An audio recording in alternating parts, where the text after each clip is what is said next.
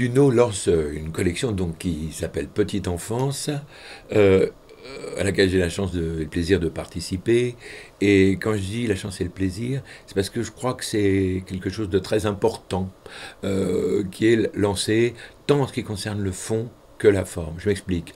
En tant que psychosociologue, je lis pas mal de livres sur l'enfance et trop souvent des livres qui soit concernent uniquement les professionnels et ne sont lisibles que par les professionnels, voire quelquefois sont difficilement lisibles par des professionnels, des livres trop compliqués pour faire retomber les choses dans la pratique, soit des livres trop vulgarisés en direction des parents qui n'apportent pas beaucoup de réponses. Or, ce qui me plaît dans cette collection Petite Enfance, c'est la volonté délibérée pour la plupart des ouvrages d'avoir des textes qui peuvent autant être accessibles pour les parents que pour les professionnels, ce qui permet d'ailleurs entre autres un échange entre eux. Ça dynamise cette relation d'échange entre parents et professionnels.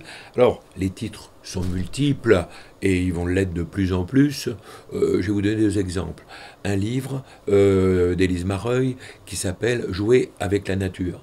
Eh bien, à travers des situations extrêmement concrètes, elle montre que l'on peut, avec des tout petits, des enfants en crèche, les sensibiliser à l'environnement, à la notion de vivant, au partage, à des choses très profondes et très importantes et de plus en plus dans notre société, avec des situations, fabriquer quelque chose, bon, mais en même temps, à la maison, on peut faire la même chose.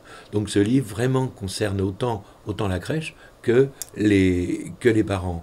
Deuxième exemple, alors là, qui est un peu moins en direction des parents, mais un livre que j'ai beaucoup aimé, de Jérôme Bonnemaison, qui s'appelle La petite enfance dans la cour des grands.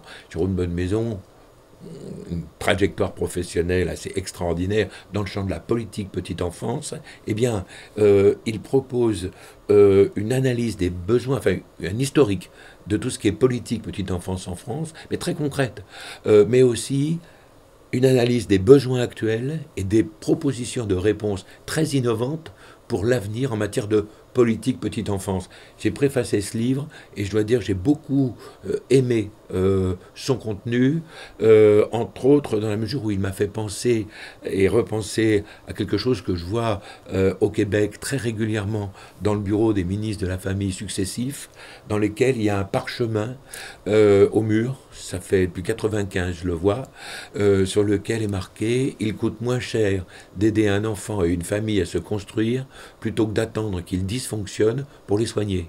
Eh bien, ce livre de Jérôme Bonnemaison, de façon extrêmement concrète, repose complètement la politique enfance, comme, enfin, la montrant, la petite enfance, comme un investissement et pas comme une dépense, n'est-ce pas?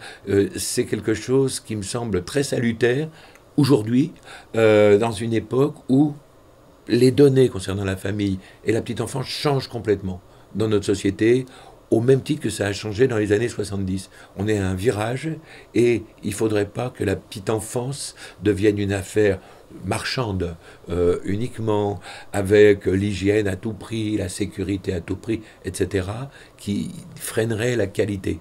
Hein, et le fameux remplissage au niveau des crèches. Hein, quel est votre taux de remplissage, demandent les élus. Donc, ce sont des livres extrêmement concrets, c'est des outils. Ce sont des outils pour les parents comme pour les professionnels au premier degré. Une belle collection.